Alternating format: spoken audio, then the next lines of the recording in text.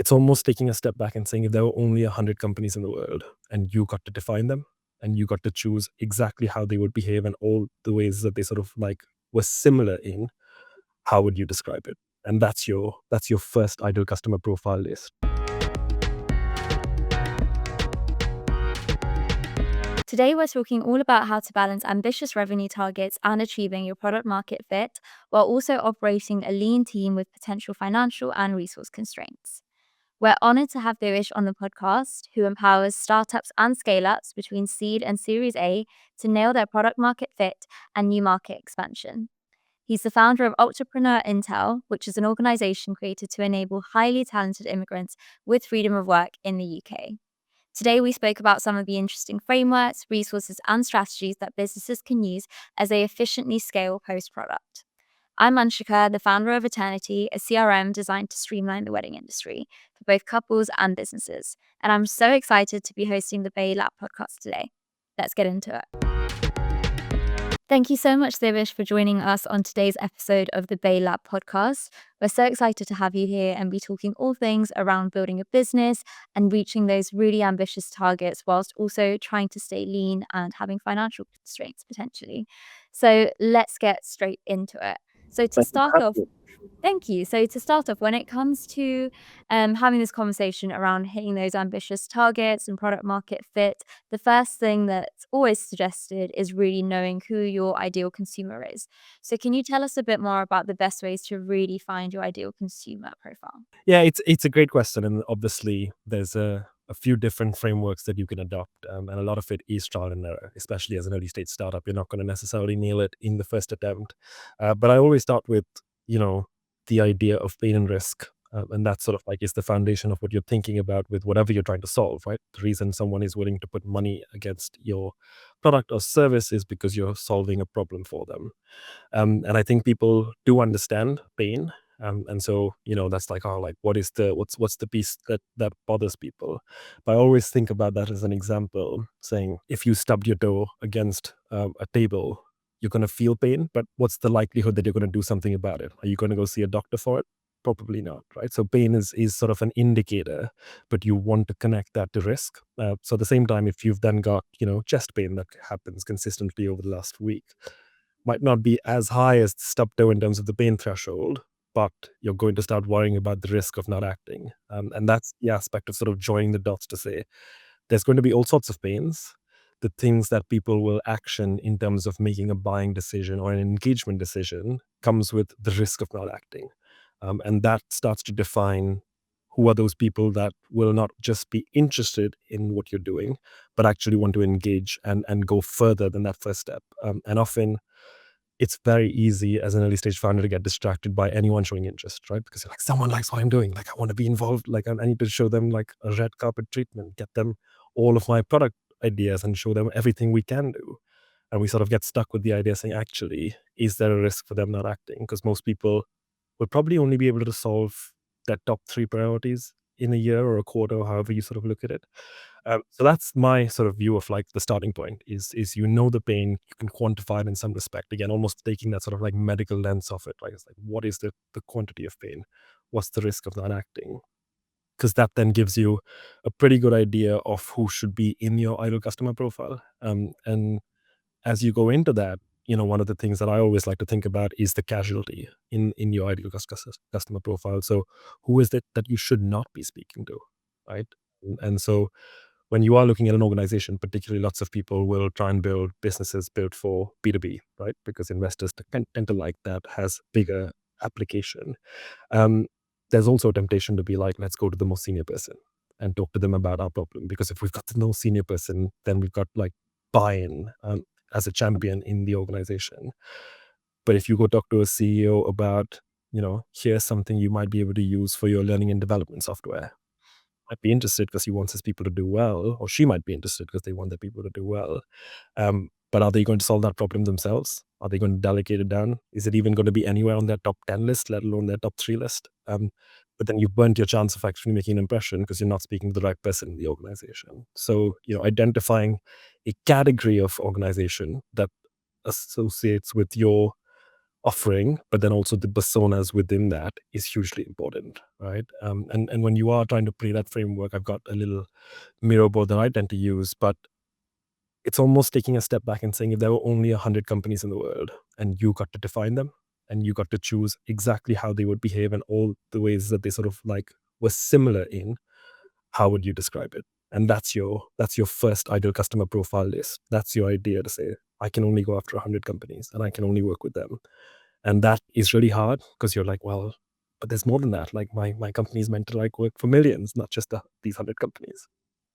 Yeah, and I love what you said there because I think as, founders, you're absolutely right. It can get so easy to want to do everything at once, but you're also gonna hear a lot of people saying, "I absolutely love your idea, and there's such a need for this," and that can be a bit of a vanity demand that you see, but actually there's that real demand of, "Okay, well, how much are you willing to pay for it?"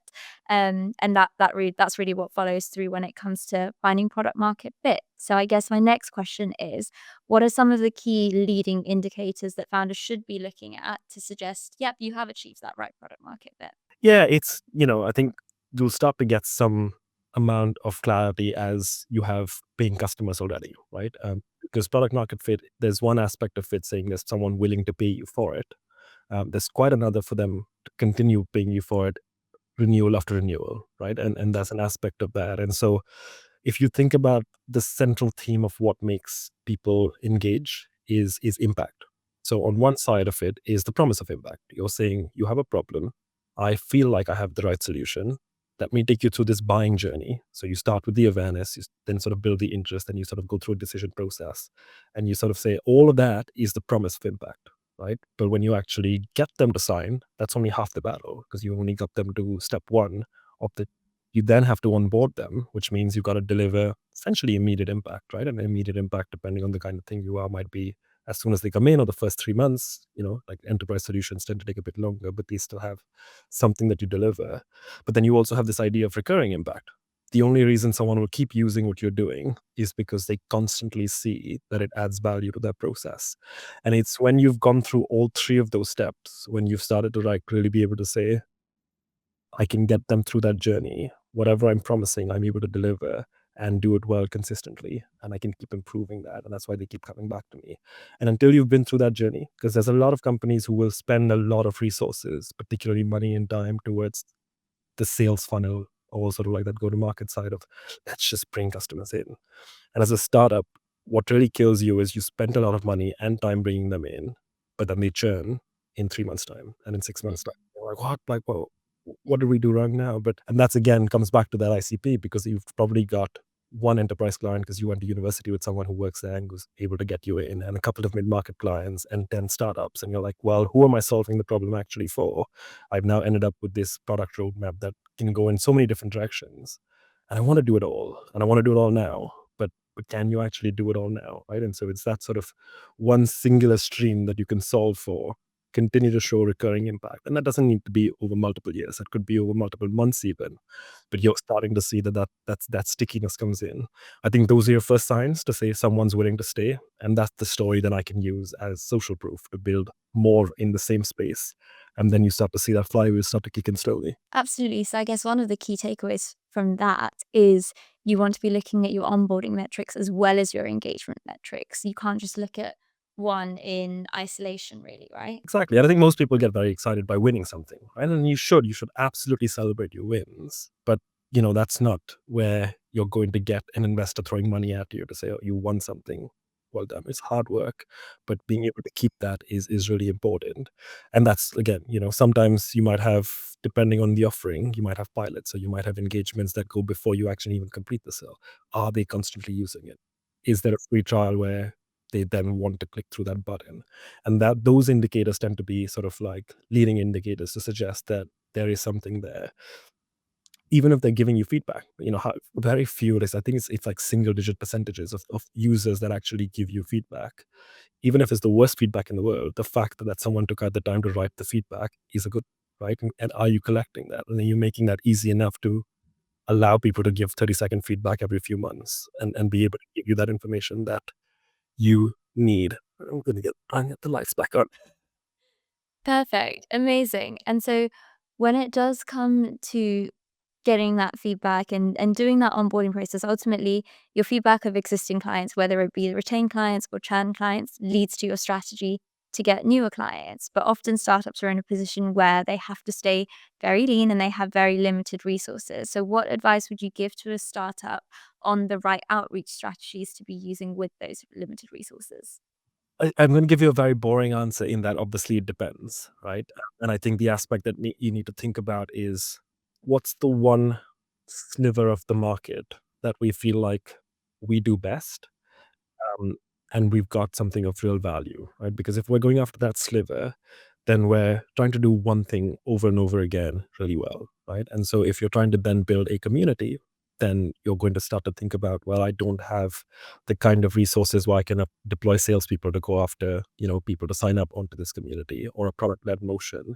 But then I've got to have a really engaging way for them to be on socials or for them to sort of like come in and get instant impact within the first 5 minutes of using the tool, and then like a user community that's really active that does events and stuff. So then you've got a very different methodology build your resources to say, I actually will never invest in salespeople, right? My entire funnel is built on marketing. And then obviously the engagement, but all of that is sort of, you know, automated to a large degree. And I'm not necessarily using people for it because the community interacts with itself.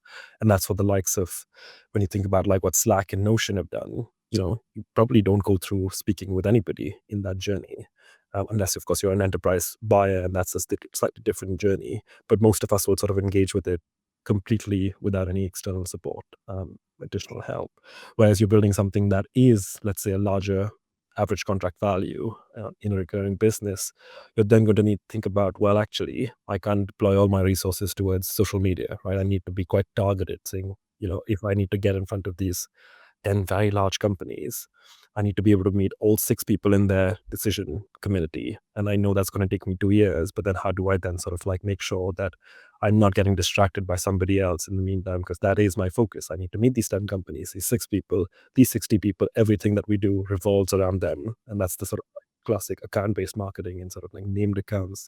And how do you then have like an account manager instead of a CS rep that will take them through that journey of saying, not only have I have to got you through this like pilot and then sign, but I've got to make sure that all the people in your company use this software or this tool, because that is a whole different kind of journey, right? And so before you sort of go and say, well, what should I do? And often again, the average temptation is let me try a bit of everything, right? Because like if this doesn't work, this might work. And if that doesn't work, this will work. That's the really hard thing. And like that's that lack of focus, that lack of definition. And I've been very lucky with access to resources, and I can recommend there's a course called Revenue Architecture by Winning by Design. There's a book as well, which we can share as a link if you like. But that talks a little bit about like picking the right go-to-market motion for the right kind of business model you need to deploy. So if it's like high users, low contract value, very different to what you have is like low number of users, small amount of like customers that you need to acquire, but high customer value. And that sort of like gives you a little chart of how you can build around. Very good. I think that'd be really helpful. I would love to read that book. And one thing that really struck out to me there when you've said it's about making sure that everyone is using your proposition or your product or your service or whatever it may be. But I think as founders, you sometimes think actually I only have a limited amount of time in the day being one of the resources. So what advice would you give to founders in terms of splitting their time? So say you don't have a CS rep or you can't afford one yet, and it is just predominantly founder-led sales or founder and one founder's associate, what should be the priority, or does it have to be that balance between existing customers, retaining them, making sure they're happy, but then making sure that you're also hitting your new targets and your new metrics for that month? Yeah, I think. Look, again, I'm of the view that the more you do in satisfying existing customers, the more that creates long term value in what you sort of do there, right? But there is an aspect of pragmatism in there where you almost need to talk to your investors or your board in what is the steer, right? It's very different when you're a VC backed business that is expecting you to run at 100 miles an hour versus if you're a bootstrap business that you can do things organically and you're not worried about that pressure, right? So there is obviously, I don't want to preach an idea that this is what everybody should do, which is not again realistically achievable. But that's a conversation that again, if you have an investor and if you have a board, then you can ask for help in saying, look, I can only split my time so many ways, right? What is it that I should be working on?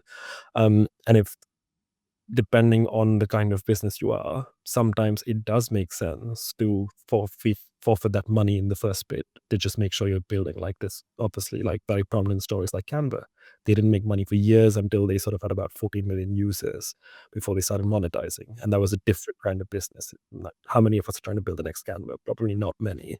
And most and again, the entire ecosystem's changed where no one's really giving you a check anymore without some amount of money coming through the books, right? But can you actually do that with a great sales engine and then realize that no one actually stays with you? Because you might get your first check, but I promise you, you're not getting a second, right? Because that's obviously the only reason investors come in, is because there's the aspect of like recurring revenue, which then obviously affects the valuation. Mhm. Absolutely. Very helpful.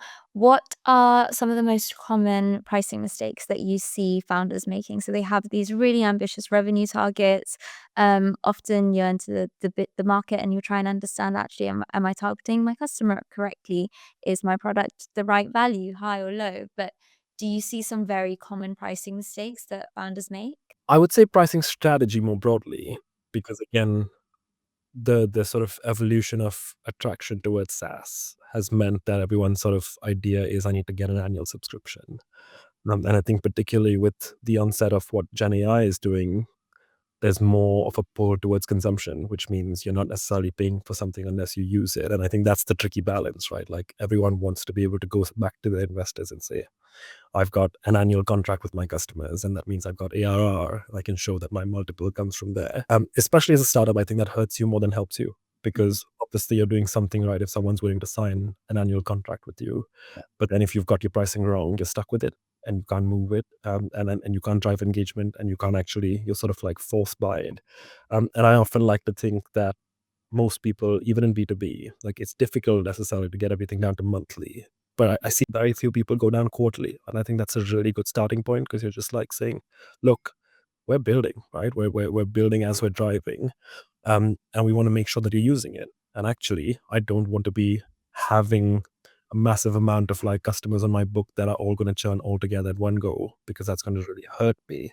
But if I'm building quarterly, then I'm thinking about achievable steps, right? Like it's like, can I actually deliver this value within a small amount of time so that they keep coming back? And at that point, after the first couple of quarters, you're like, we now know this engagement. We can actually gather feedback around it, and we can deploy that to say, actually, I've helped you save $1 million and I'm only charging you $1,000. That doesn't make sense, right? And so I can't then make that $100,000, but I can at least make it five. And then you're sort of saying, well, like, because I'm still delivering enough value. But there's this assumption, or this sort of almost need to jump to an annual contract as soon as someone is willing to sign, right? And you almost, and then again, it doesn't help you, right? Like you're forcing it. Buyer doesn't like it because they're like, we don't even know if you'll be here a year later. Like, we don't necessarily want to be in that situation. You don't necessarily, you like it because your investors want it, and it gives you might give you a bit of a cash flow boost, and might give you sort of certainty of revenue. Yeah. But then if those are customers you forget about, because then you're hunting for the next ARR customer that's going to give you an ACV again, then you're not really building. But you're sort of on your feet a bit more when you're trying to make that barrier to entry a little bit smaller.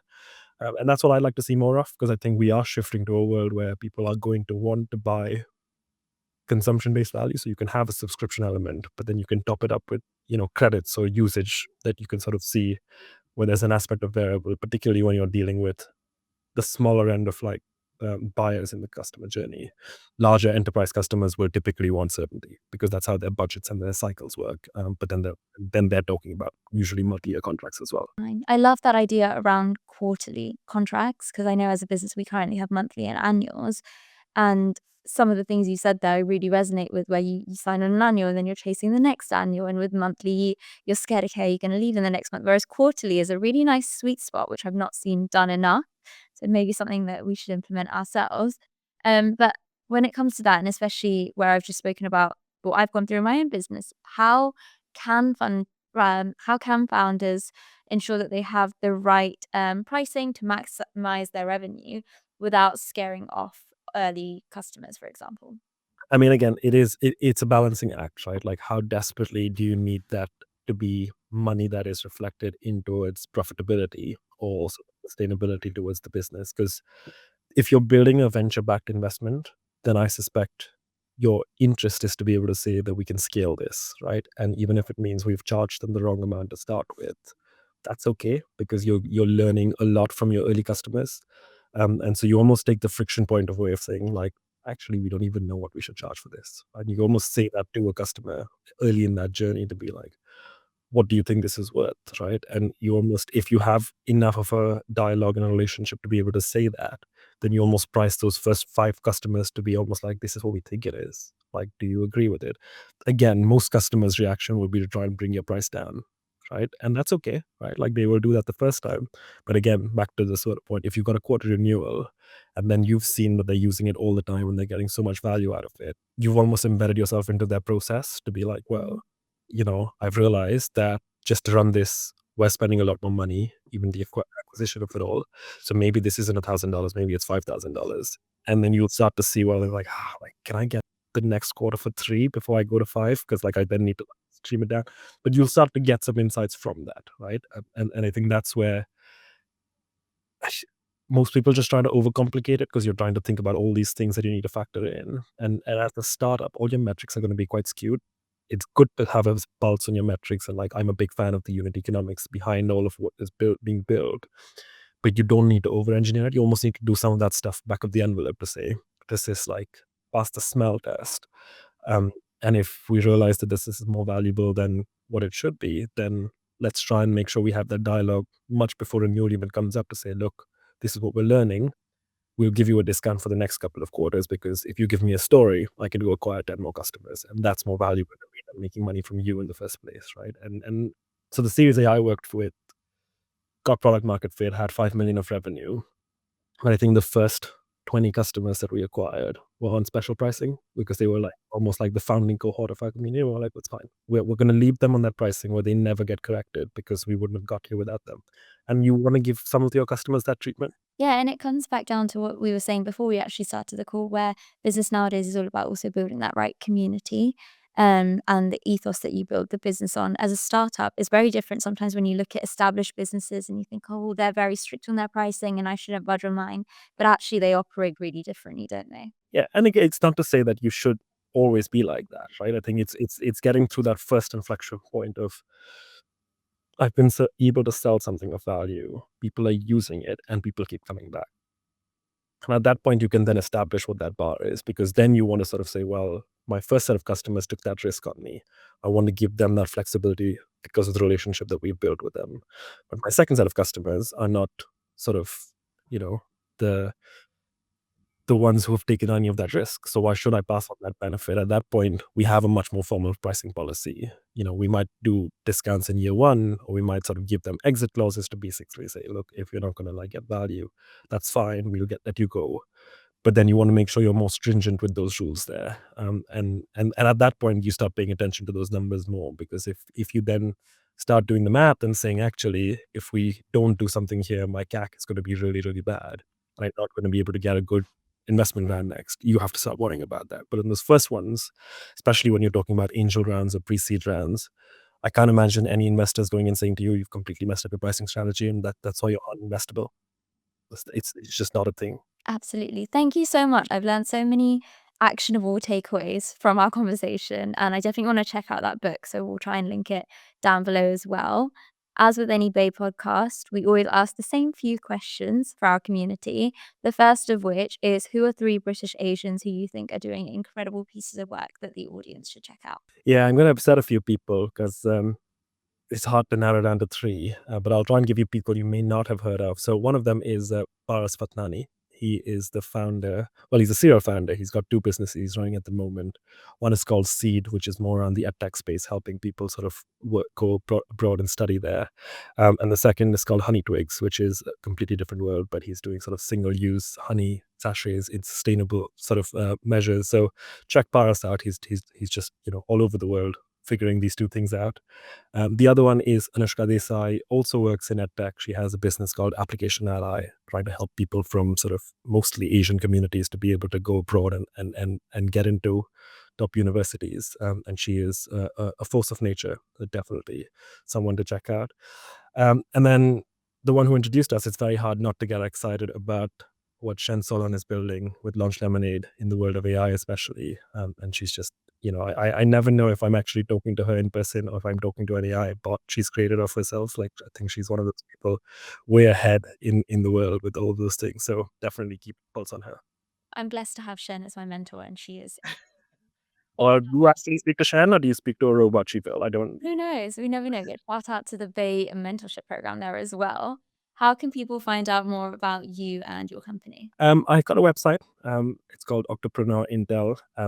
As a first-time startup, I've realized that I should have picked a better name that people could spell, including myself. I keep spelling it wrong myself. So yeah, I will send you a little link for that as well. Amazing. Perfect. And how can our audience help you? This is the part I suck at. I'm not good at asking for help. But I do a lot of sort of what we talked about. I do teach some courses for seed stage companies as they sort of go on. I typically do that with partnerships with VCs itself. And so, yeah, if there's impact focused VCs that you know in your network who would benefit from this for their portfolio, would love introductions to that. Amazing. Any final words from you? No, this has been really fun. I feel like, I should be asking you some more questions because you're building a really interesting business. So we should flip the equation next time around. Next time. Thank you so much for joining us on today's podcast. It was a pleasure to have you. Likewise.